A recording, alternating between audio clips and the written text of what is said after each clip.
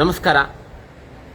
KS ಭಗವಾನ್ ವಿವಾದಿತ ಪ್ರಾಧ್ಯಾಪಕ ಈಗ ಪುನಃ ಕೋಟ್ಯಾಂತರ ಹಿಂದೂಗಳು ಅತ್ಯಂತ ಶ್ರದ್ಧೆ ಭಕ್ತಿ ಭಾವದಿಂದ ಪೂಜಿಸುವಂಥ ಪ್ರಭು ಶ್ರೀರಾಮಚಂದ್ರನ ಬಗ್ಗೆ ಅತ್ಯಂತ ಕೆಟ್ಟದಾಗಿ, ಅತ್ಯಂತ ಅಶ್ಲೀಲವಾಗಿ, ಅಸಭ್ಯವಾಗಿ ಹೇಳಿಕೆಯನ್ನು ಕೊಡುವ ಮೂಲಕ ಕೋಟ್ಯಾಂತರ ಹಿಂದೂಗಳ ಧಾರ್ಮಿಕ ಭಾವನೆಗೆ ನೋವುಂಟು ಮಾಡಿದ್ದಾನೆ.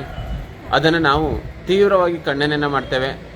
ಈಗಾಗಲೇ KS ಭಗವಾನ್ ಮೇಲೆ ಹಿಂದೂಗಳ ಧಾರ್ಮಿಕ ಭಾವನೆಗೆ ನೋವುಂಟು ಮಾಡಿದ ಪ್ರಕರಣದ ಮೇಲೆ ಅನೇಕ ನ್ಯಾಯಾಲಯಗಳಲ್ಲಿ ಪ್ರಕರಣ ದಾಖಲಾಗಿದೆ. ಷರತ್ತಿನ ಮೇಲೆ ಇವತ್ತು KS ಭಗವಾನ್ ಅವರಿದ್ದಾರೆ. ಪುನಃ ಆ ಷರತ್ತನ್ನು ಉಲ್ಲಂಘನೆ ಮಾಡಿ ಪುನಃ ಹಿಂದೂಗಳ ಧಾರ್ಮಿಕ ಭಾವನೆಗೆ ನೋವುಂಟು ಮಾಡುವಂಥ ಕೆಟ್ಟದಾಗಿ ಹೇಳಿಕೆಯನ್ನು ದಾವಣಗೆರೆಯಲ್ಲಿ ನಡೆದಂಥ ಕಾರ್ಯಕ್ರಮದಲ್ಲಿ ನೀಡಿದ್ದಾನೆ.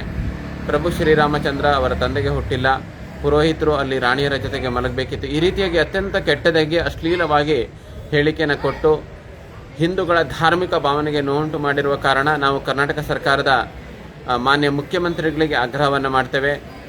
ಕೂಡಲೇ KS ಭಗವಾನ್ ಮೇಲೆ ದ್ವೇಷ ಭಾಷಣ, ಹೇಟ್ ಸ್ಪೀಚ್ ಪ್ರಕರಣವನ್ನು ದಾಖಲು ಮಾಡಬೇಕು.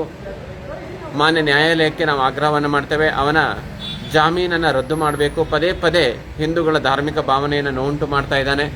ಅಷ್ಟೇ ಅಲ್ಲ, ಅವನ ಸುರಕ್ಷತೆಗಾಗಿ ವರ್ಷಕ್ಕೆ 50 ಲಕ್ಷ ರೂಪಾಯಿ ಸಾರ್ವಜನಿಕರ ತೆರಿಗೆ ಹಣವನ್ನು ವ್ಯಯ ಮಾಡಲಾಗ್ತಾ ಇದೆ. ಆ ಸುರಕ್ಷೆಯನ್ನು ರದ್ದು ಮಾಡಬೇಕು ಮತ್ತು ಅವನನ್ನು ಪರ್ಮನೆಂಟಾಗಿ ಜೈಲಿನಲ್ಲಿ ಇಡಬೇಕು ಹೇಳುವ ಆಗ್ರಹವನ್ನು ಹಿಂದೂ ಜನಜಾಗೃತಿ ಸಮಿತಿ ಮಾಡ್ತಾ ಇದೆ.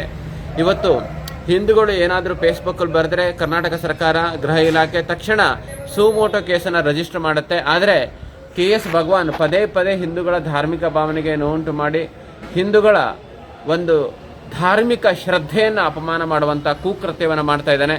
ಇವನ ಮೇಲೆ ಸರ್ಕಾರ ಯಾಕೆ ಕ್ರಮ ತೆಗೆದುಕೊಳ್ಳೋದಿಲ್ಲ? ಕೂಡಲೇ ಸರ್ಕಾರ ಅವನ ಮೇಲೆ ಪ್ರಕರಣವನ್ನು ದಾಖಲು ಮಾಡಿ ಅವನನ್ನು ಬಂಧನ ಮಾಡಬೇಕು ಹೇಳುವ ಆಗ್ರಹವನ್ನು ಹಿಂದೂ ಜನಜಾಗೃತಿ ಸಮಿತಿ ಮಾಡ್ತಾ ಇದೆ.